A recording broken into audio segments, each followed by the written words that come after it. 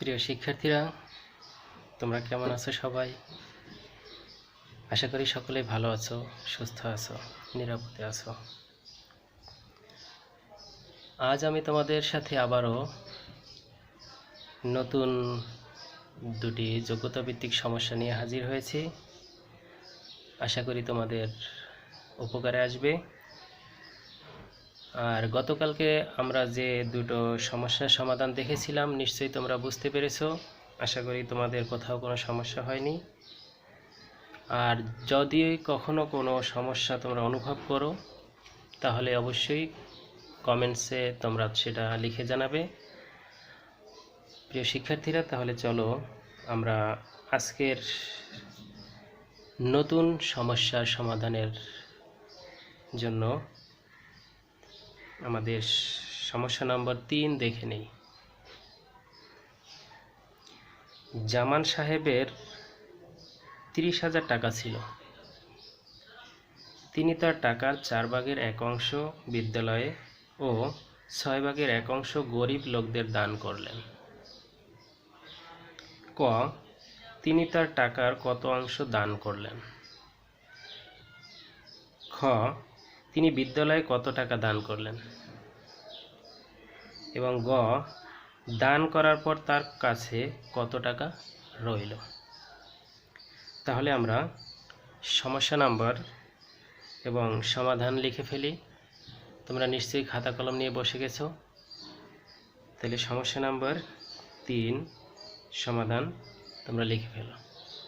এবার আমরা আবার একটু সমস্যা নাম্বার 3-এর ক নাম্বারটা দেখে নিই। তিনি তার টাকার কত অংশ দান করলেন? তাহলে আমরা উদ্দীপকে দেখেছিলাম যে তিনি বিদ্যালয় এবং গরিব লোকদের মধ্যে দান করেছিলেন। তাহলে বিদ্যালয়ে দান করেছিলেন 4-এর 1 অংশ এবং গরিব লোকদের দান করেছিলেন 6-এর 1 অংশ। তাহলে আমরা জানি যে যখন কোনো কিছুর মোট বের করতে হয় তখন সেটা যোগ করতে হয়। তাহলে আমরা তিনি তার টাকার কত অংশ দান করলেন সেটা বের করার জন্য আমরা আগে লিখে নেই যেটা তিনি যা যা দান করলেন।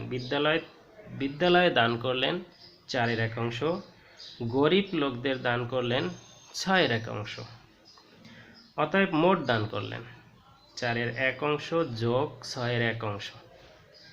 এখন আমরা জানি যে ভগ্নাংশের যোগ করার জন্য হরের লসাগু বের করতে হয়। সেজন্য দেখো আমরা রাফে লসাগুটা বের করে নিচ্ছি। 4 এবং 6-এর লসাগু বের করতে আমরা প্রথমে 2 দিয়ে ভাগ দিয়েছি। 2 দিয়ে ভাগ দিলে 4-এর মধ্যে যায় 2 বার এবং 6-এর মধ্যে যায় 3 বার।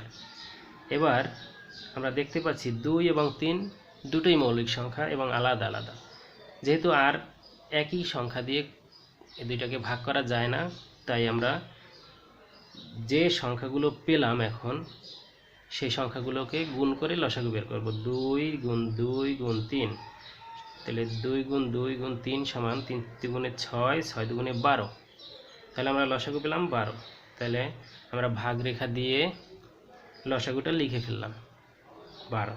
এবার আমরা যথানিয়মে প্রথম ভগ্নাংশের হর 4 দ্বারা এই যে মাত্র পেলাম লসাগু 12, এই 12কে ভাগ দেব।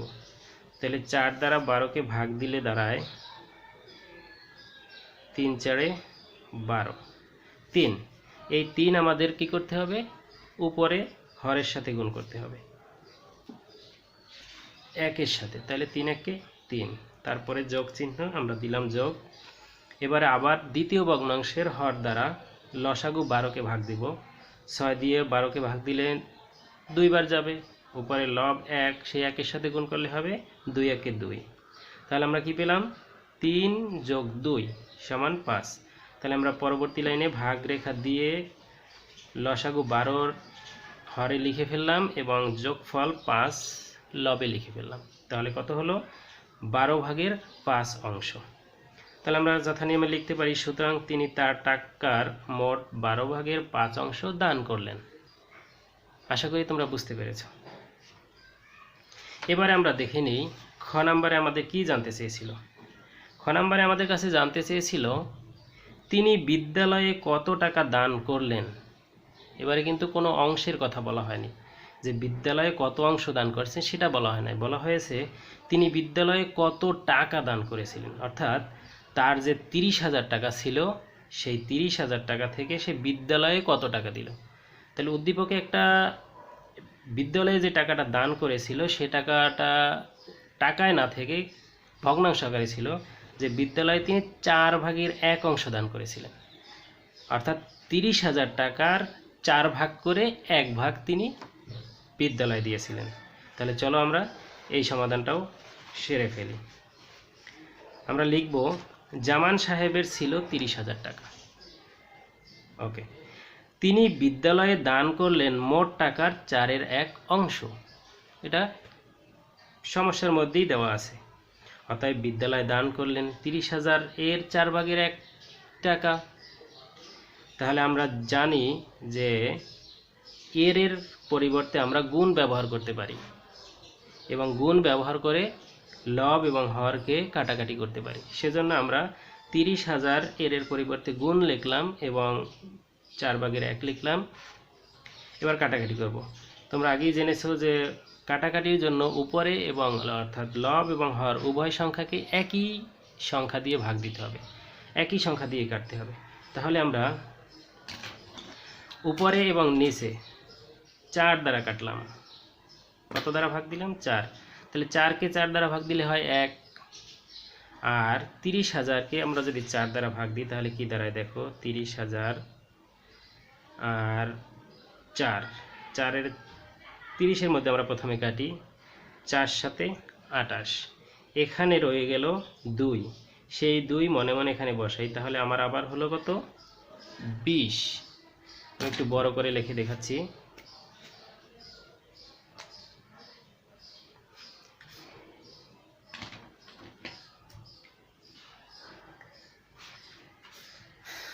তিরিশ হাজার নিচে 4কে আমরা 4 দিয়ে ভাগ দিলে হয় 1।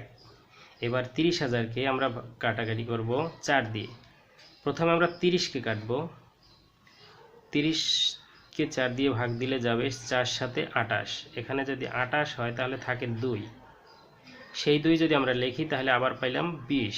20-এর ভিতরে এই 4 যাবে, 4 5 20, রইল 2টা শূন্য।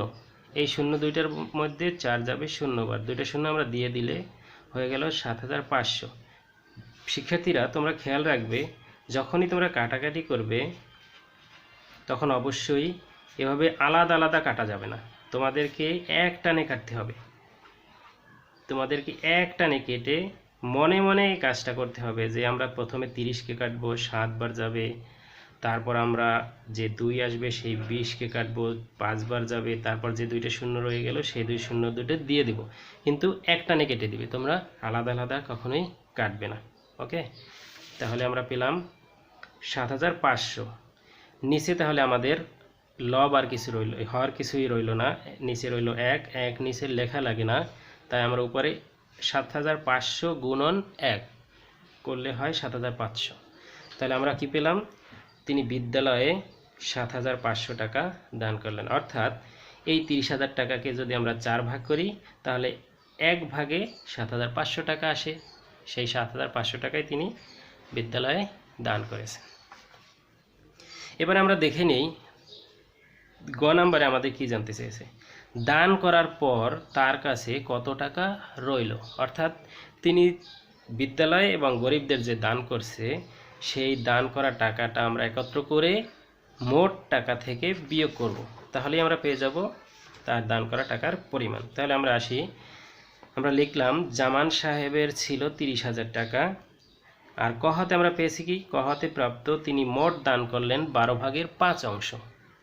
তিনি 12/5 অংশ দান করছে। তাহলে তিনি 12/5 অংশ যদি দান করে থাকেন তাহলে কত টাকা থেকে সে 12/5 অংশ দান করছে? অবশ্যই তার এই 30,000 টাকা থেকে সে 12/5 ভাগ দান করেছে। তাহলে আমরা 30,000 টাকে 12 ভাগ করব এবং সেই 12 ভাগ থেকে 5 ভাগ আমরা পেলেই বুঝবো সে মোট কত টাকা দান করছে। তাহলে আমরা সে সাজিয়ে একটু লিখি যে অতএব তিনি মোট দান করলেন 30,000 এর 12/5 টাকা। যথানিয়মে আমরা এবার কাটাকাটি করব, সে কাটাকাটির বিষয়টা আমরা আবার দেখাচ্ছি তোমাদের বড় করে। 30,000 আর নিচে হলো 12। আমরা 12 দিয়েই কাটাকাটি করব। 12 একে 12, এটাকে আমরা কাটলাম। প্রথমে সম্পূর্ণটাকে কেটে দিয়েছি, কিন্তু আমরা মনে মনে হিসাব করব 30। 12 30-এর ভিতরে যাবে 2 বার, 12 দুগুণে 24, থাকলো কত? 6। এই 6 যদি আমরা এখানে বসাই তাহলে আমাদের হয় 60। এবার আমরা এই 60কে নিয়ে হিসাব করব। 12 এই 60-এর ভিতরে কতবার যাবে? 12 60-এর ভিতরে 12 4 বার 48, 5 12 60, 5 বার যাবে, 5 12 60। তাহলে আমরা এই পর্যন্ত আমাদের কাজ শেষ। রইল বাকি কটা শূন্য? দুটো শূন্য। তাহলে আমরা এই দুটো শূন্য দিয়ে দিলাম, হয়ে গেল। তাহলে আমরা এক টানে কেটে কাজটা মনে মনে সম্পন্ন করব। যদি তোমরা সেটা না পারো তাহলে কি করবো, তোমরা পাশে রাফ করে নেবে। 12 30 30,000 টাকা। তাহলে 12 দুগুণে 24, থাকে 6, দেখো শূন্য। আমি যেভাবে করেছিলাম ঠিক সেভাবেই আসতেছে 60, 5 12 60। বাকি রইল দুটো শূন্য, আমরা দুটো শূন্য দিয়ে দিলেই হয়ে গেল।